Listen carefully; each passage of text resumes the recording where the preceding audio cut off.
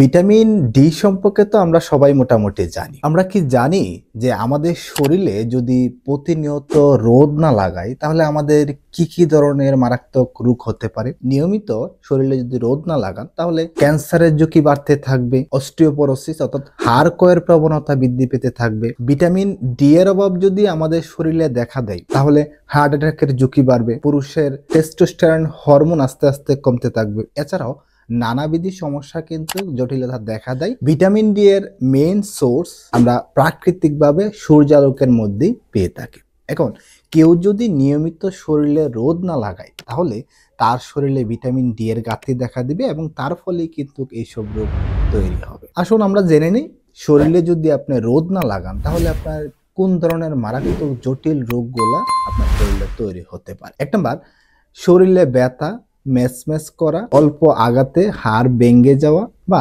অনেক সময় মনে হবে যে আমার শরীরে মনে হয় ক্যালসিয়ামের ঘাটতি রয়েছে। বিশেষ করে আমাদের কোমরে ব্যথা, পিঠে ব্যথা বা হাতে ব্যথা শুরু হয়ে থাকে। তো এই সময় আমরা একটা ফার্মেসিতে যাই, ক্যালসিয়াম যে ওষুধগুলো রয়েছে সেগুলো খাওয়ার চেষ্টা করি এবং এগুলো আমরা কিনে খাই। ভিটামিন ডি এর অভাব যদি শরীরে ঘটে তখনই কিন্তু আমাদের শরীরে ক্যালসিয়ামের ঘাটতি ঘটে। ভিটামিন ডি ক্যালসিয়াম শোষণ করতে সাহায্য করে। ক্যালসিয়াম লেভেল থাকবে শরীরে কম, তখনই দেখা যাবে যে আপনার শরীর ব্যথা, হাঁটুতে ব্যথা, মাজা ব্যথা, অল্প একটু পড়ে গেলে আপনাদের হাড় ভেঙে যাওয়া অর্থাৎ অস্টিওপোরোসিসের মতো হাড় ক্ষয় যে রোগ সেটা কিন্তু আপনার শরীরে দেখা দিতে পারে। 2 নম্বর যে সমস্যাটা হয় সেটা হচ্ছে শিশুদের সবচেয়ে বেশি হয়ে থাকে রিকেটস রোগ নামে। তো আমরা একটা রোগের কথা শুনেছি।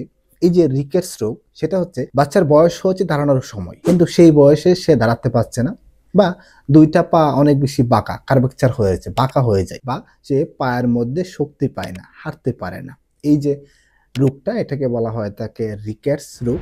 এটা ভিটামিন ডি এর অভাবে হয়। প্রাকৃতিকভাবে সূর্যের আলোতে যদি একটা বাচ্চাকে নিয়মিত না নেওয়া হয় তখনই কিন্তু। এছাড়া হচ্ছে এই ভিটামিন ডি এর অভাবে কিন্তু বুকের পাঁজরের যে হাড় সেটাও কিন্তু বৃদ্ধি পেতে পারে। আপনি কি জানেন মন খারাপের একটা কারণও কিন্তু রোদে না যাওয়ার কারণে হতে পারে? আমরা যখন রোদে যাই তখন আমাদের মস্তিষ্ক থেকে সেরোটোনিন নামক এক ধরনের হরমোন নিঃসৃত হয় এবং এই হরমোন কিন্তু আমাদের মন ভালো রাখতে সাহায্য করে।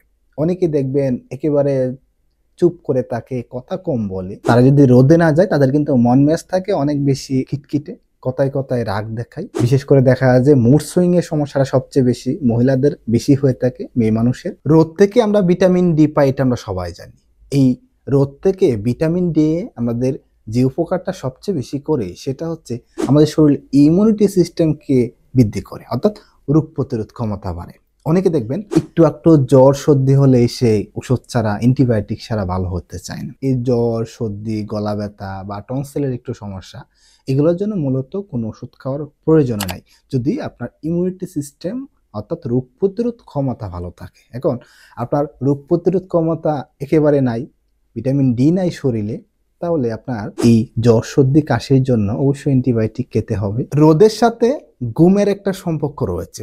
আমরা দেখা যায় যে এখন ইয়াংরা বিশেষ করে রাত যেন 3টা-4টা বাজে না হলে ঘুমিয়ে আসে না, বলে আমি তো সন্ধ্যাবেলা ঘুমাই না, সকালবেলা ঘুমাই। সারা রাত জাগরণ, এটাও কিন্তু ভিটামিন ডি এর একটা প্রবলেম হতে পারে। সূর্যের আলো কিন্তু আমাদের শরীরের বায়োলজিক্যাল যে ক্লক আছে সেটা কিন্তু ঠিক রাখতে সাহায্য করে। যারা দেখবেন বিশেষ করে অনিদ্রায় ভোগে তাদের ক্ষেত্রে দেখা যাবে যে তারা কখনোই দেখবেন না খালি পায়ে ঘাসে হাঁটে, খালি গায়ে শরীরে রোদ লাগায়। তাদের ক্ষেত্রে অনিদ্রা, অবসাদ, রাতে ঘুম আসে না, এই ধরনের সমস্যা কিন্তু হয়ে থাকে। কথায় আছে আমরা দাঁত থাকতে দাঁতের মর্ম বুঝি না। তো দাঁতে আমরা জানি ক্যালসিয়ামের প্রয়োজন। ক্যালসিয়ামের সাথে ভিটামিন ডিটা যদি ভালো না থাকে তাহলে দেখবেন মাঝে মাঝে বলবে দাঁতের গোড়া দিয়ে রক্ত বের হয়, জামি ফুলে গেছে, দাঁত নড়ে। এই যে দাঁত নড়ে, মাঝে মাঝে রক্ত বের হয়, এগুলো কিন্তু আমাদের শরীরে যদি ভিটামিন ডি এর ঘাটতি ঘটে তখন কিন্তু এই সমস্যাটা হতে পারে। স্মৃতিশক্তি কমে যাওয়ার পেছনে ভিটামিন ডি এর একটা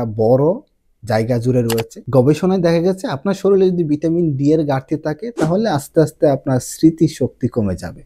দেখুন, যারা রাত জেগে মোবাইল চাপাচাপি করে রাতে ঘুমায় না তাদের ক্ষেত্রে দেখবেন সকালবেলা সে মনোযোগ দিয়ে কাজ করতে পারে না, তাদের ক্ষেত্রে স্মৃতিশক্তি ভালো কাজ করে না, পড়ায় মনোযোগ নেই বা অফিসে ভালো কাজ করতে পারে না। এই যে এতক্ষণ ভিটামিন ডি নিয়ে বললাম, ভিটামিন ডি আমাদের শরীরে কত টাকা প্রয়োজন। একজন অ্যাডাল্ট মানুষের 90 থেকে 100 হলে সবচেয়ে ভালো, চমৎকার ভালো।